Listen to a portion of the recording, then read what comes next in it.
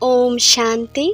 मेरे मीठे मीठे भाई और बहनों, बाबा के इस अनमोल खजाना यानी ज्ञान रूपी मुरली को जन जन तक पहुंचाना हम सब की कर्तव्य नहीं बल्कि धर्म है। मैं तो अपना धर्म निभा रही हूँ। अब आपकी बारी। आप भी अपनी व्हाट्सएप और फेसबुक और दूसरे सोशल मीडिया के ग्रुप में शेयर कीजिए। क्या पता आपके इस नेक काम की वजह से किसी की जिंदगी जीने की एक नई राह मिल जाए। और हाँ, आप भी इस YouTube चैनल को सब्सक्राइब कर लीजिएगा ताकि आपको भी रोजाना बाबा की मुरली को सर्च करना ना पड़े। शिव बाबा की अमृत वर्षा हम सब पर ऐसे ही बरसते रहे। अब सुनते हैं आज की मुरली। ओम शांति। 11 दिसंबर 2021। बाबा के महावाक्य।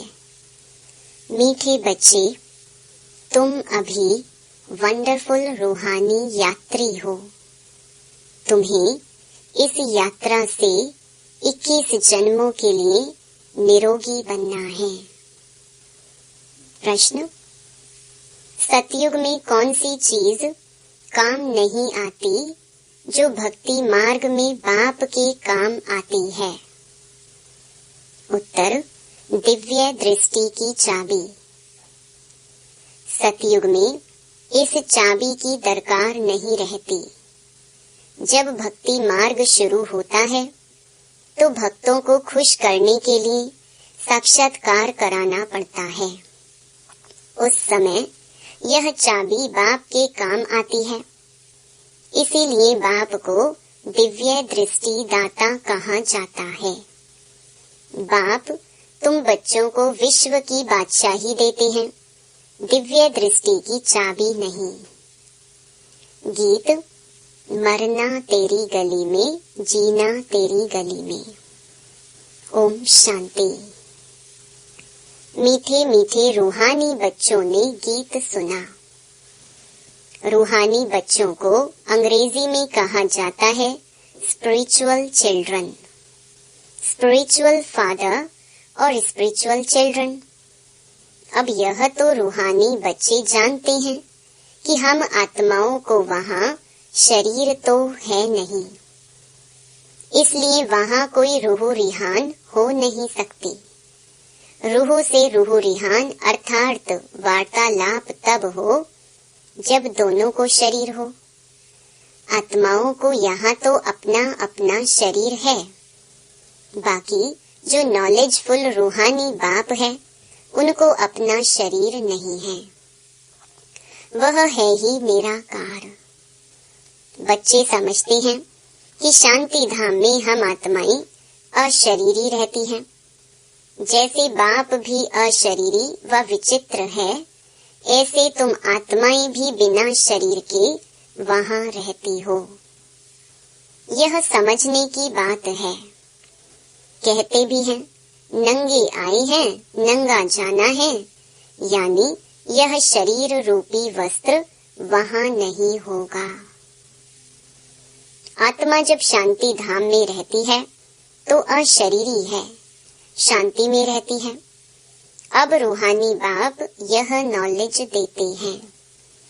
सारी दुनिया में रूहानी बाप और कोई है नहीं, और सभी हैं जिस्मानी बाप। रूहानी बाप खुद कहते हैं मैं अशरीरी हूँ। बात करने समय शरीर का आधार लेना पड़ता है। भले शास्त्रों में अक्षर हैं कि प्रकृति का आधार लेना पड़ता है, परंतु बाप समझाते हैं प्रकृति का तो शरीर बना हुआ है। मैं साधारण शरीर का आधार लेता हूँ। रूहानी बाप को रूहानी सर्जन कहा जाता है, क्योंकि याद व योग सिखलाते हैं, जिससे हमारी आत्मा एवर निरोगी बन जाती है। 21 जन्म कभी रोगी नहीं बनते। फिर जब माया का राज्य होता है तो हम रोगी बन जाते हैं। बाप आकर हमको 21 जन्मों के लिए निरोगी बनाते हैं। बाप को यात्रा सिखलाने वाला पंडा भी कहा जाता है। हम वंडरफुल रूहानी यात्री हैं। इस रूहानी यात्रा को और कोई मनुष्य मात्र दुनिया में नहीं जानते हैं। भारत खास और दुनिया आम, हमेशा ऐसे कहा जाता है। खास हमको यह रूहानी यात्रा सिखलाई जाती है। कौन सिखलाते हैं? Spiritual father. जिस्मानी यात्राएं तो मनुष्य जन्म जन्मांतर करते आए हैं। कोई कोई तो एक जन्म में 2-4 यात्राएं भी करते हैं। वह कहेंगे जीव आत्माओं की यात्रा, और यह है आत्माओं की यात्रा। यह बड़ी समझने की बातें हैं। चलते फिरते बुद्धि में बाबा को याद रखना है तो अंतमति सो गति हो जाएगी। बाबा की याद में हम बाबा के पास चले जाएंगे। अब तुम रूहानी बच्चों को रूहानी बाप यह यात्रा सिखलाते हैं। गीता में मन मनाभव अक्षर है, परंतु उनका अर्थ भी कोई समझते नहीं है। बाप कहते हैं मुझे याद करो तो तुम्हारे पाप भस्म होंगे। फिर क्या होगा? तुम बच्चे जानते हो, हम याद से तमो प्रधान से सतो प्रधान बन जाएंगे। इस समय सब तमो प्रधान है। सारा झाड़ जर्जरी भूत हो गया है। अब आत्मा सतो प्रधान कैसे बने? वापस घर में कैसे जाए? वहाँ तो पवित्र आत्माएं ही रहती हैं। फिर यहाँ शरीर धारण करते रजो तमो में आती हैं। हर चीज की स्टेज होती है। गाते भी हैं दुनिया बदल रही है। इनको कहेंगे पुरानी दुनिया आयरन एजड, नई दुनिया को कहा जाता है गोल्डन एज सतयुग। अब बच्चों की बुद्धि में यह होना चाहिए। जब सतयुग था तो आदि सनातन देवी देवता धर्म था। अभी वह धर्म नहीं है। डेइटिज्म, इस्लामिज्म, बुद्धिज्म, क्रिश्चियनिज्म यह मुख्य हैं। युगों पर भी समझाया है कि मुख्य 4 युग हैं। बाकी यह ब्राह्मणों का संगम युग है, गुप्त। परम पिता परमात्मा ही आकर ब्राह्मण देवता क्षत्रिय धर्म स्थापन करते हैं। यह सब बातें बच्चों को याद रखनी है और अपना बुद्धि योग बाप के साथ रखना है। मूल बात ही है विकर्मा जीत बनने की। बरोबर हम सतो प्रधान पवित्र थे। असुल में 24 कैरेट सोना थे। फिर सतो में आए 22 कैरेट बने। फिर रजो में 18 कैरेट, तमो में 9 कैरेट बने। सोने की डिग्री होती है। यह आत्मा की ही बात है। जैसे भ्रमरी छीछी कीड़ों को ले आती है, उनको बैठ आप समान बनाती है। तुम भी भूं भूं कर मनुष्य से देवता बनाते हो। भ्रमरी कीड़े को ले आकर घर में एकांत में बिठाती है। उनमें भी कितना अक्ल है। तुम्हारी आत्मा में भी ड्रामा अनुसार पार्ट नूंधा हुआ है। तुम जानते हो कल्प पहले भी रूहानी बाप से हमने रूहानी ज्ञान सुना था। कल्प कल्प सुनते रहेंगे। Nothing new. यह भी बाप ही समझा सकते हैं। झाड़ को जानने वाला तो बीज है ना। बाप आते हैं तुमको त्रिकालदर्शी बनाने। तीनों कालों की नॉलेज देते हैं ना। तुमको जीते जी एडॉप्ट करते हैं। जैसे कन्या को भी जीते जी एडॉप्ट करते हैं कि यह हमारी स्त्री है।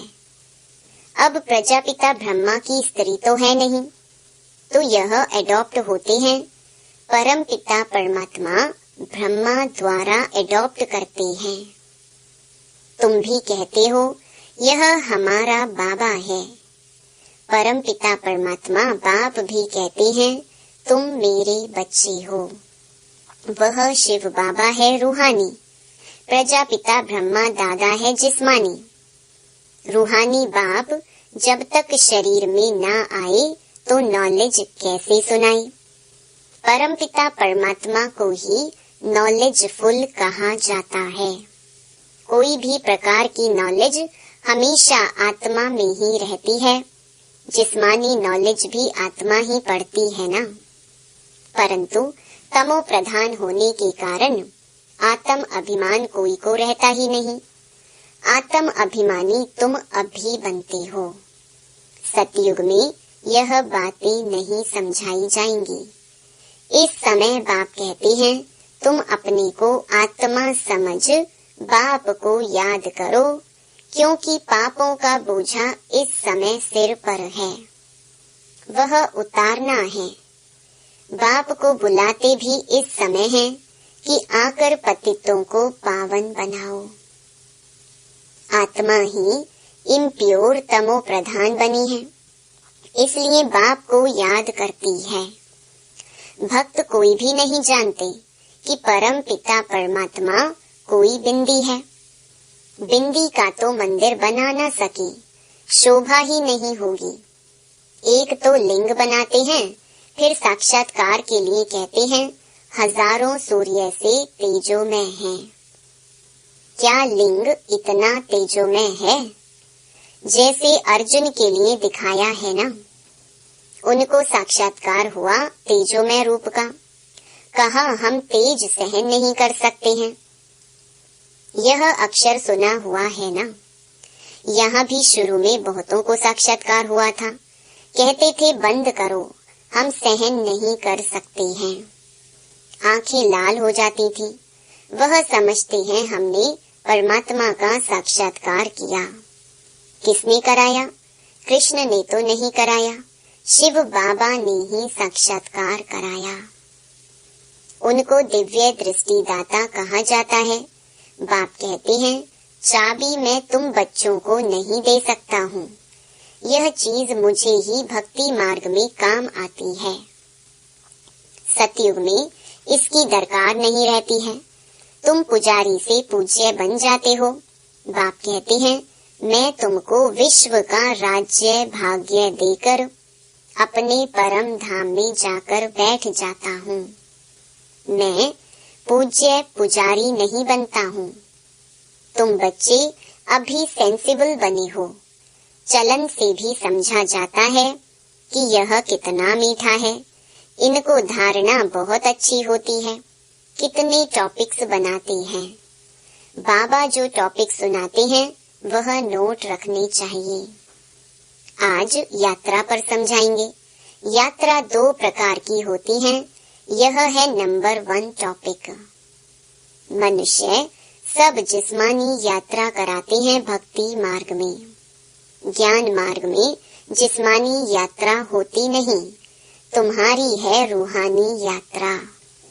बाप समझाते हैं तमो प्रधान से सतो प्रधान तुम इस यात्रा से बनेंगे।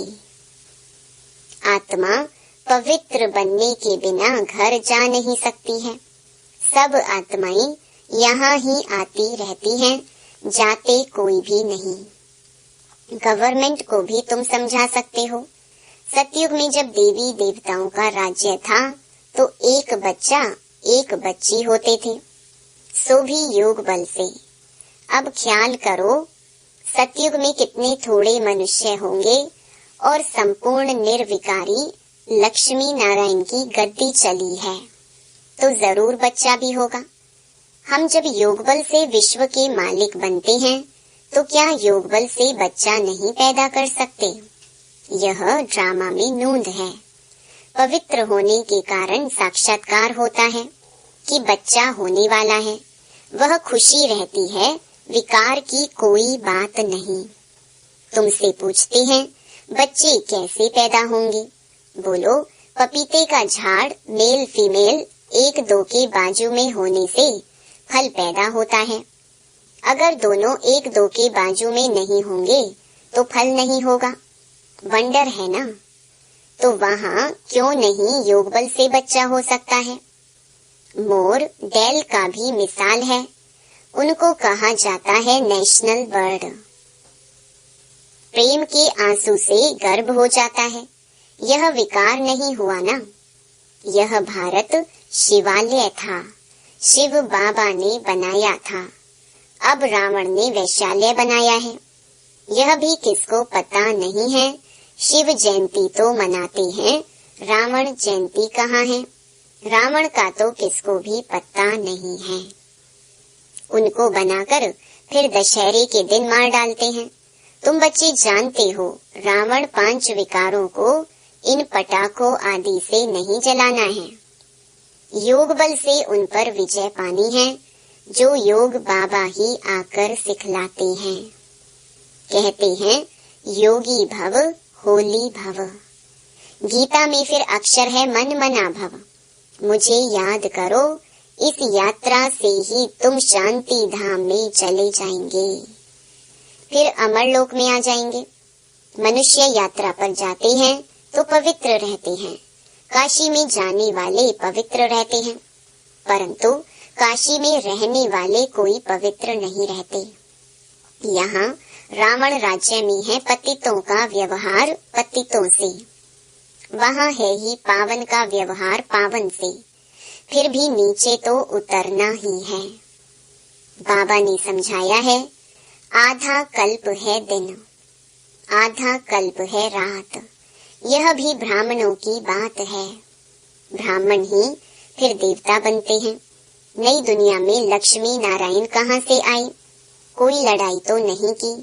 महाभारत लड़ाई दिखाते हैं, फिर उनकी रिजल्ट तो कुछ भी दिखाते नहीं हैं। कहते हैं 5 पांडव थे। तुम कितने पांडव हो? तुम हो रूहानी पंडे। जानते हो अब सबको वापस जाना है, बाबा आते ही हैं सबको ले जाने। वह है सुप्रीम पंडा अथवा गाइड लिबरेटर, माया से मुक्त कर साथ ले जाते हैं। साथ में ले जाने वाला गाइड तो जरूर चाहिए। यह बातें बुद्धि में अच्छी रीति याद रहनी चाहिए। वह शास्त्र तो छपे हुए होते हैं, कोई भी जाकर पढ़ सकते हैं। यह ज्ञान तो बाप ही देते हैं, फिर शास्त्र पढ़ने की बात ही नहीं। बाप से सुनकर धारणा करनी है। नंबर 1 है याद की यात्रा, उनसे ही पवित्र बनेंगे। हिस्ट्री ज्योग्राफी तो कोई भी समझा न सके। यात्रा में बहुत कच्चे हैं, याद में ही विघ्न पड़ेंगे। नॉलेज तो बहुत सहज है। बाप समझाते हैं यह ड्रामा का चक्कर है। उनके 4 भाग हैं इक्वल। लाखों वर्ष आयु होती तो मनुष्य कितने बढ़ जाते। गवर्नमेंट भी कितना कहेगी कि बर्थ ना हो। यह तो बाप का काम है। वह सब तो जिस्मानी युक्तियां निकालते रहते हैं। बाबा की है रूहानी युक्ति। बाप कहते हैं मैं आता ही हूँ अनेक धर्मों का विनाश कर एक धर्म की स्थापना करने। एक मत सतयुग में ही होगा, यहाँ थोड़े ही हो सकता है। अपने को भाई भाई कोई समझते ही नहीं। बाप बच्चों को बहुत युक्तियाँ समझाते रहते हैं। अपने पास टॉपिक्स की लिस्ट रखनी चाहिए। एक एक टॉपिक बहुत फर्स्ट क्लास है। बाबा कहते हैं तुम बच्चों को जास्ती टाँ नहीं करनी है, सिर्फ कहना है। शिव बाबा कहते हैं सब आत्माओं का बाप मैं परम आत्मा हूँ। मुझे ही भगवान कहा जाता है। कोई मनुष्य को भगवान नहीं कह सकते। रूहानी यात्रा और जिस्मानी यात्रा की टॉपिक बहुत अच्छी है। जिस्मानी यात्रा मृत्यु लोक में होती है। यह है मृत्यु लोक, वह है अमर लोक। तुम बच्चे कल्प कल्प बाप के साथ मददगार बनते हो, इसीलिए तुम हो रूहानी स्वीट चिल्ड्रन।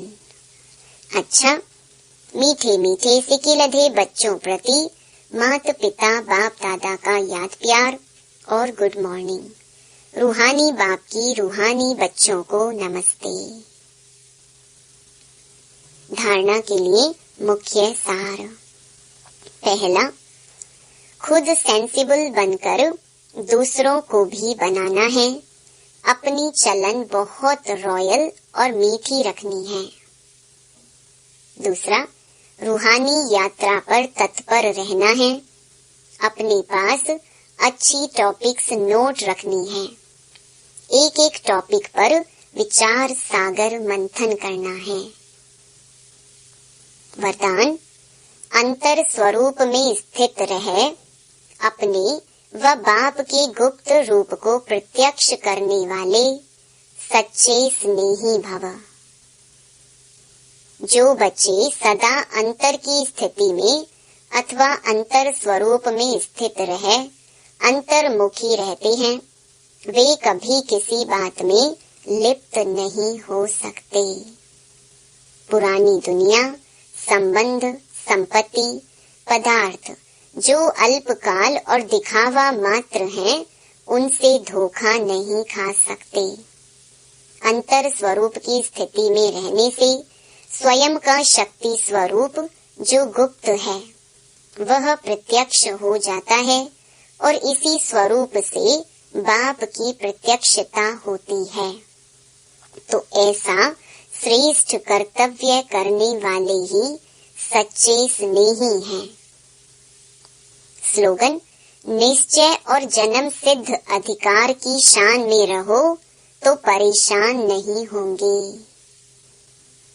ओम शांति।